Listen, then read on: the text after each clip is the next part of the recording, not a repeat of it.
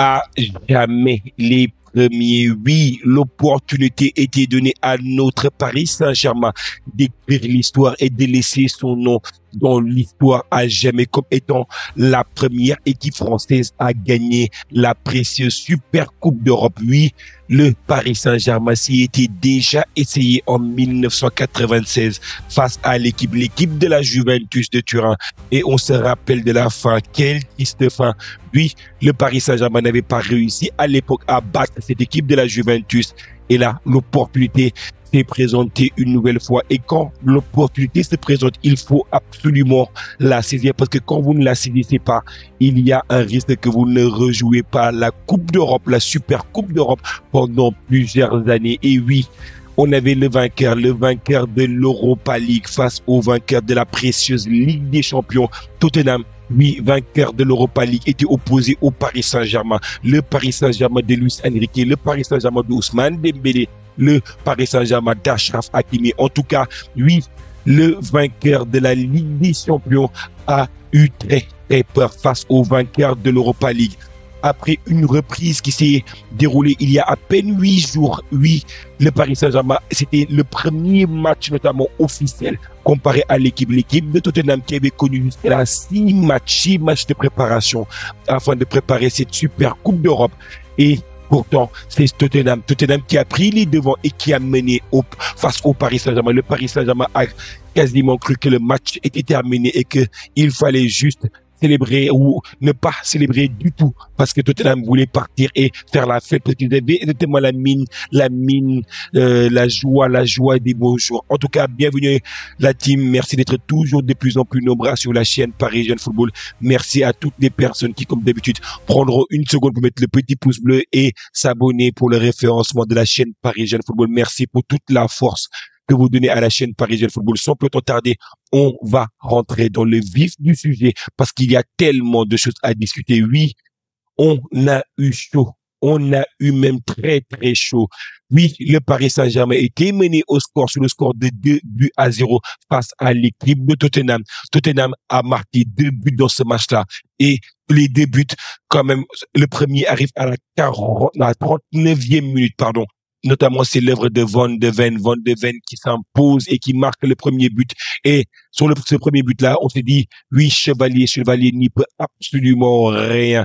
Et pourtant, on revient en deuxième période. Et là, c'est encore bis repetita. Et là, exactement, le Paris Saint-Germain est mené sur le score de 2-0 grâce notamment à Romero qui vient crucifier les Parisiens. On s'est dit que le ciel nous est tombé dessus. En tout cas, on va regarder dans un premier temps les compositions d'équipe. On va dire également qu'est-ce que nous avons pensé également de ces compositions d'équipe parce qu'il y a beaucoup à dire sur ces compositions d'équipe entre le Paris Saint-Germain et l'équipe de Tottenham. Alors oui, quand on regarde un peu les compositions d'équipe, le Paris Saint-Germain est parti dans une composition classique, dans un 4-3-3, alors que l'équipe de Tottenham est partie dans une composition un peu surprise parce que l'équipe de Tottenham ne s'est jamais présentée durant la phase de préparation avec une défense à 3. Et là, ils ont essayé la défense à 3 face au Paris Saint-Germain parce que oui, l'équipe de Chelsea a donné de l'imagination à beaucoup d'autres équipes parce que beaucoup d'équipes pensent que pour battre le Paris Saint-Germain, il faut essentiellement mettre en place une défense à 3 et ressortir très rapidement en attaquant les joueurs du Paris Saint-Germain.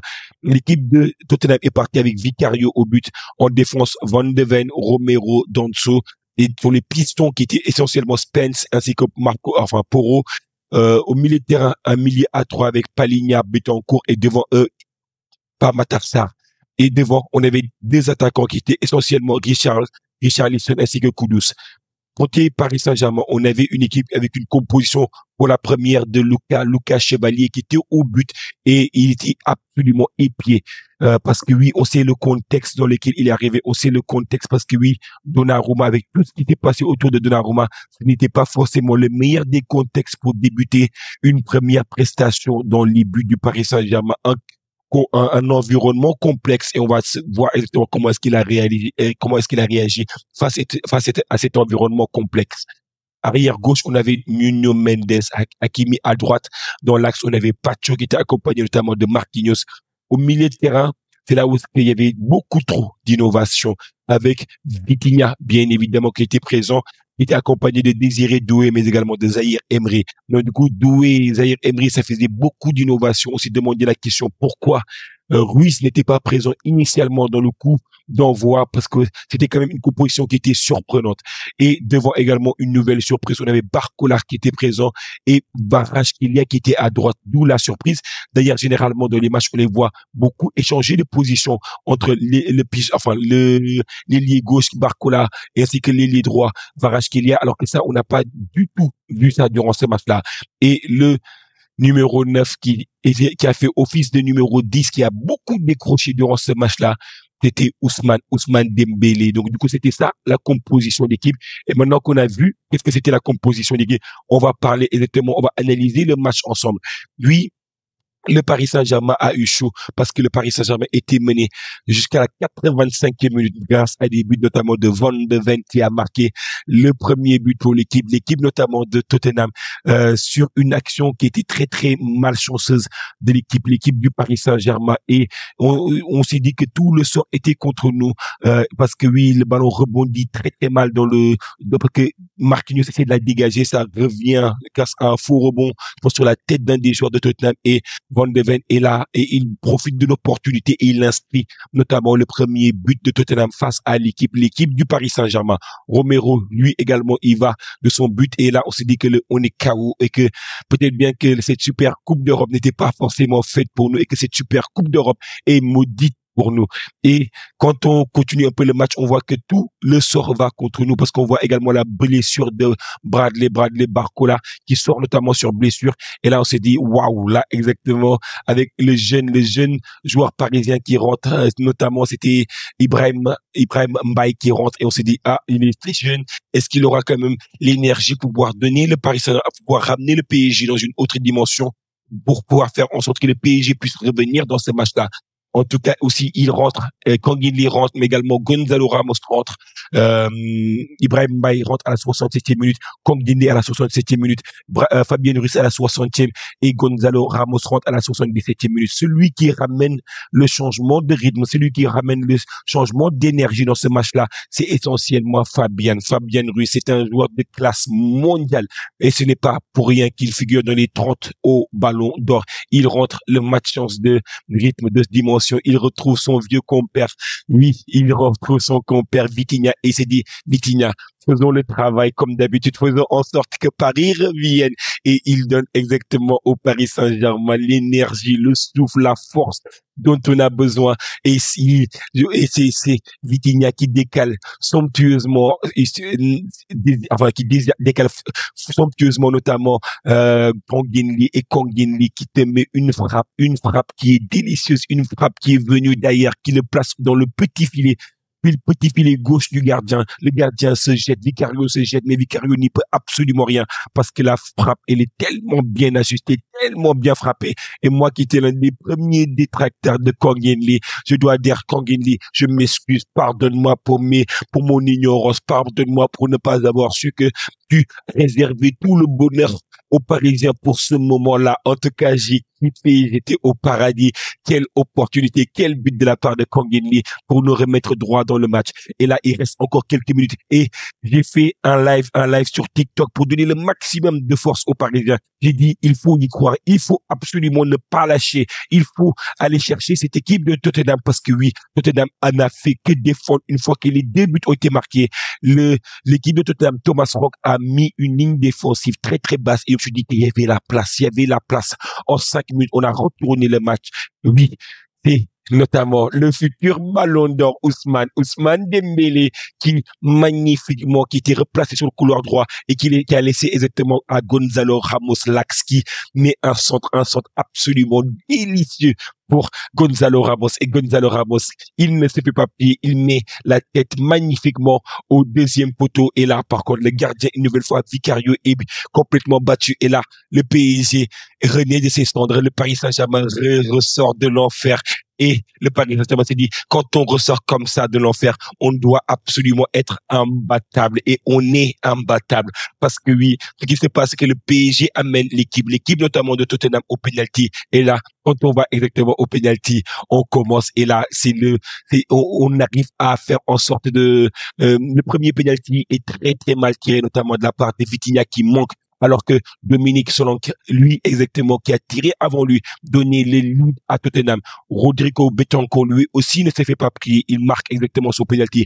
Ça fait 2-0 pour l'équipe. L'équipe de Tottenham, on s'est dit que là, ça va être compliqué. Et Gonzalo Ramos, il a de l'assurance sur les penalties, il n'a jamais peur et il met une frappe qui est absolument inarrêtable. Et ça fait 2-1 pour l'équipe de Tottenham. Et là, Van de Ven qui vient, lui exactement, qui doit tirer le penalty. On avait le gardien du Paris Saint-Germain qui a commis l'erreur sur le deuxième but, notamment de Tottenham. Oui, une erreur de main de Lucas Chevalier, et il devait se rattraper de cette erreur de main et ces choses faites face à Van de Ven.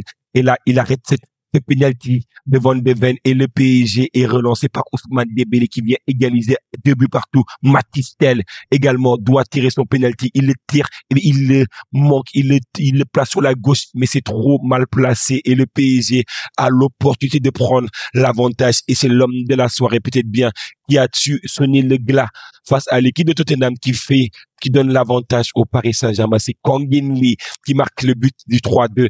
Pedro Porro marque le but du 3-3, mais c'est Nuno Mendes comme un symbole qui vient donner le bonheur, le droit au bonheur aux Parisiens pour donner exactement aux Parisiens leur première super Coupe d'Europe. On l'a remporté, on l'a fait et on est à jamais en France la première équipe de l'histoire à remporter cette super Coupe d'Europe.